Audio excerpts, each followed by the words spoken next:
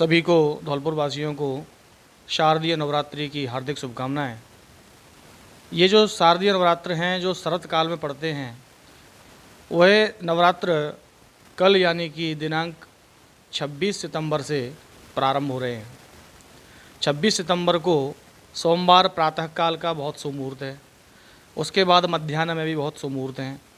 अपने श्रद्धा और भक्ति को स्थिर करके पूरी नवरात्रि में माता की जो साधना करते हैं, मंत्र सिद्धि करना चाहते हैं, देवी की भक्ति पाना चाहते हैं और धन धान्य की समृद्धि करना चाहते हैं, वे सभी शुभ मुहूर्त में घट स्थापना और माता की स्थापना करके अपने घर में सुख शांति समृद्धि प्राप्त कर सकते हैं। सोमवार 26 तारीख को प्रातःकाल 6:30 बजे से 7:30 बजे तक एक इसका शुभ मुहूर्त है घट स्थापना का।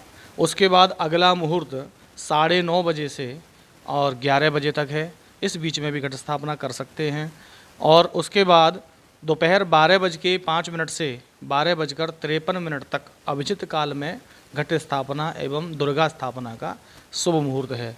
इन तीनों मुहूर्तों में से कभी भी हम घट स्थापना और दुर्गा स्थापना करके लाभ अर्जित कर सकते हैं।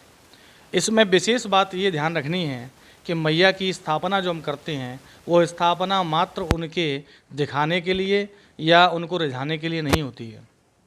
इस स्थापना का जो महत्व है, नवरात्रि का जो महत्व है, वो डीजे बजा करके और सभी लोगों को इकट्ठा करके और आरती करने मात्र का नहीं है।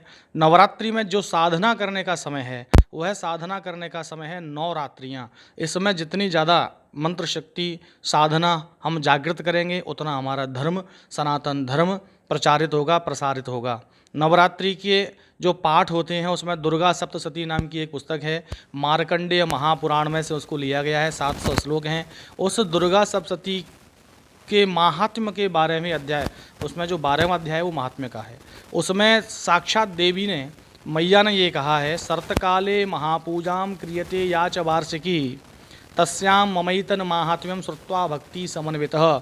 सर्दियों के जो शरतकाल पड़ता है, शरद ऋतु चल रही है, उस शरद ऋतु में हर वर्ष, वार्षिकी मतलब हर वर्ष जो मेरी स्थापना करता है, मेरी पूजा करता है, वो उसको क्या करती हैं कि श्रद्धा भक्ति समन्वित है। यदि वह श्रद्धा से भक्ति से युक्त होकर के मेरे महात्म्य को सुनता है, बाधा विनिर्मुक्तो धन धान्य सुतान्वितः मनुष्यो मत प्रसादेन भविष्यति न संशयः। उसकी सारी बाधाएं मैं नष्ट करती हूँ, धन और धान्य से और सुत माने पुत्र आदि से उसको समन्वित कर देती हूँ और वह आजीवन सुखी रहता है। लेकिन श्रद्धा भक्ति समन्वित होकर के यदि आराधना करता है, महात्म्य सुनता है, तो केवल पांडाल में मैया की स्थापना करके भीड़ इकट्ठे करने से, क्योंकि होता क्या है, हम घर में जो आराधना करते हैं वहाँ एक ही व्यक्ति की एनर्जी पॉजिटिव काम करती है, सकारात्मकता आती है। और जहाँ स्थापना मैया की पांडाल आदि में की जाती है वो इसलिए की जाती है कि सभी व्यक्ति मिलकर के साधना करें, आराधना करें, तो वहाँ सकारात्मकता, ऊर्जा का जो स्रोत होगा वो कई गुना ज़्यादा होकर के हमको मिलेगा।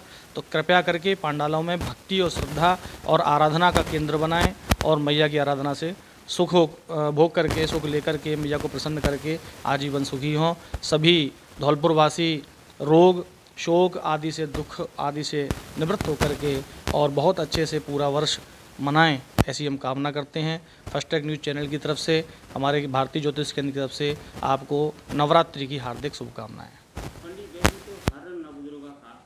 जी, लेकिन इस बार जो नवदुर्गा है तो क्या अन्य साल से इस बार कुछ खास है? देखिए इस बार क्या है, कई पिछली बार अपनी जब चर्चा हुई थी तो हमने बताया था कि संवत्सर बहुत अच्छा है, नल नाम का संवत्सर है, इस पर भी चर्चा हुई थी। तो देखो बरसात, हालांकि फसलों को नुकसान होता है, कई चीज़ें जहाँ विकास होता है वहाँ विनाश भी सुनिश्चित है।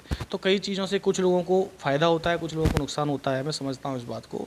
लेकिन इस बार जो शारदीय नवरात्र पढ़ रहे हैं वह शारदीय नवरात्र सोमवार शंकर जी के वार से प्रारंभ हो रहे हैं। तो ये जो सोमवार से प्रारंभ होने का जो कारण है उसमें क्या होता है कि हम दुर्गा जी के साथ साथ इसको हम शिव शक्ति आराधना कहते हैं। तो शंकर जी की भी आराधना हम इसमें कर सकते हैं। शक्ति की आराधना तो करनी ही करनी है, लेकिन शिव शक्ति की आराधना जब हम करते हैं तो दोनों शक्तियाँ जागृत होकर के बहुत ही श्रेष्ठ फल हमें प्रदान करती हैं। तो हम इसमें शंकर जी और दुर्गा जी दोनों की आराधना करें तो ये शिव शक्ति महोत्सव भी मनाया जा सकता है।